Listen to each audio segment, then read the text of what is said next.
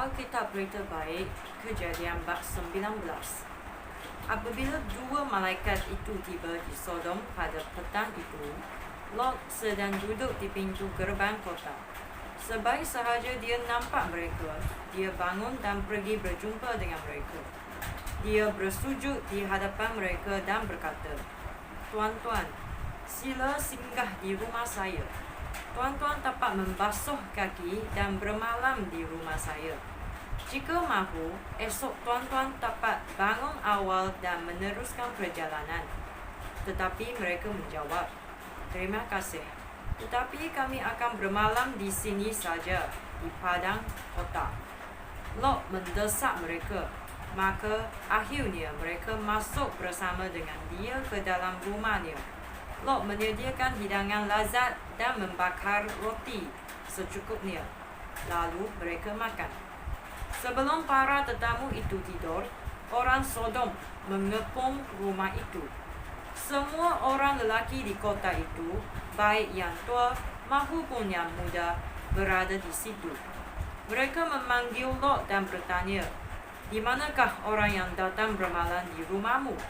Serahkan mereka kepada kami, supaya kami dapat bersembunyi dengan mereka." Lot keluar dari rumahnya, lalu menutup pintu.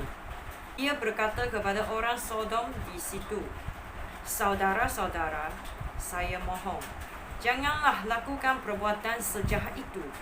Dengarlah, saya mempunyai 2 orang anak perempuan yang masih dara.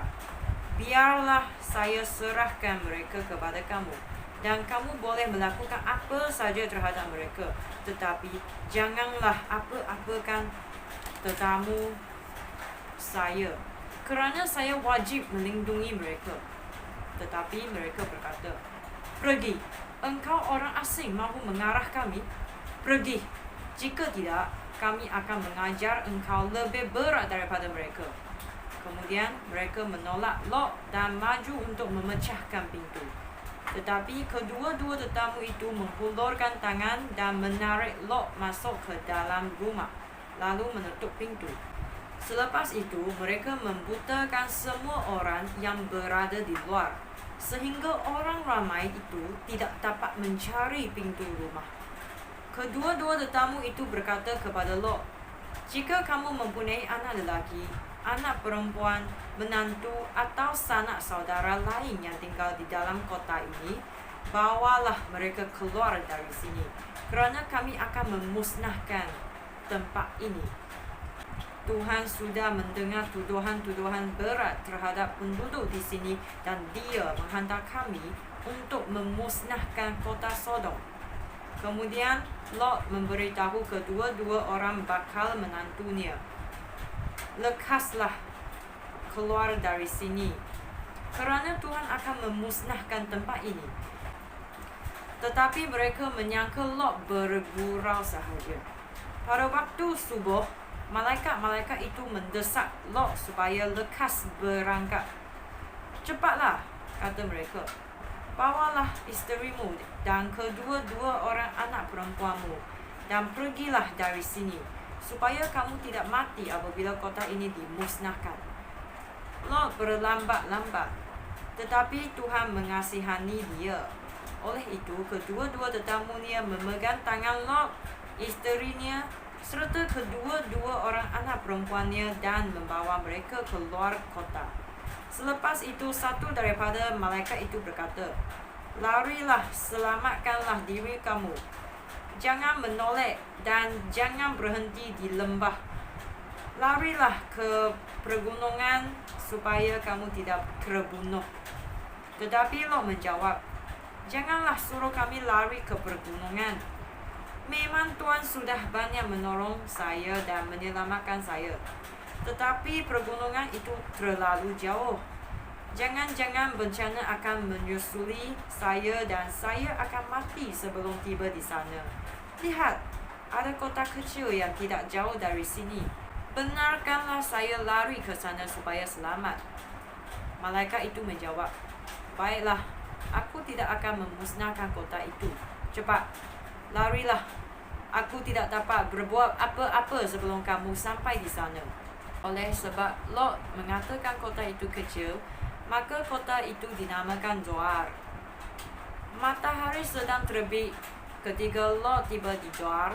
Tiba-tiba Tuhan menurunkan hujan belerang yang berapi ke atas Sodom dan Gomora. Kedua-dua buah kota itu dimusnahkan, termasuk seluruh lembah dan semua tumbuh-tumbuhan serta penduduk di situ. Tetapi isteri Lot menoleh, lalu dia berubah menjadi tiang garam. Awal pagi esoknya, dengan tergesa-gesa, Abraham pergi ke tempat dia berdiri di hadapan Tuhan sehari sebelumnya. Dia memandang ke arah Sodom dan Gomora serta seluruh lembah itu.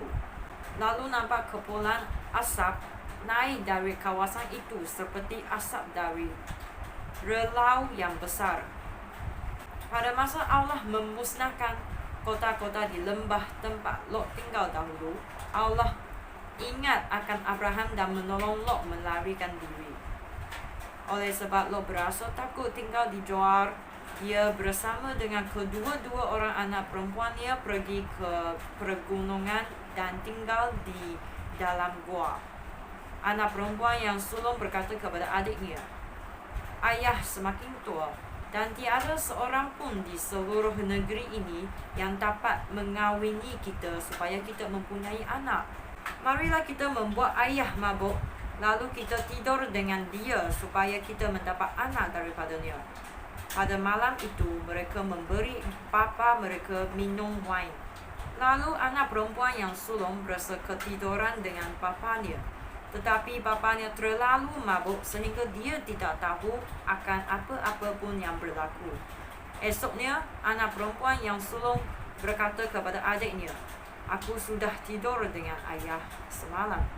Pada malam ini, kita membuat dia mabuk lagi. Kemudian, engkau pergi tidur dengan dia, supaya kita masing-masing mendapat anak."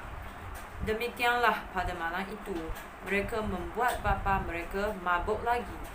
Lalu, anak perempuan yang bongsu pula berasa ketiduran dengan dia. Sekali lagi, Lot menjadi terlalu mabuk sehingga dia tidak tahu akan apa-apa pun yang berlaku. Kemudian kedua-dua orang anak Lot itu mengandung, kerana bapa mereka sendiri. Anak perempuan yang sulung melahirkan seorang anak lelaki yang dinamakan Moab. Dialah yang menjadi nenek moyang bangsa Moab yang ada sekarang. Anak perempuan yang bongsu juga melahirkan seorang anak lelaki yang dinamakan dia Ben-Ami. Dialah yang menjadi nenek moyang bangsa Amon yang ada sekarang.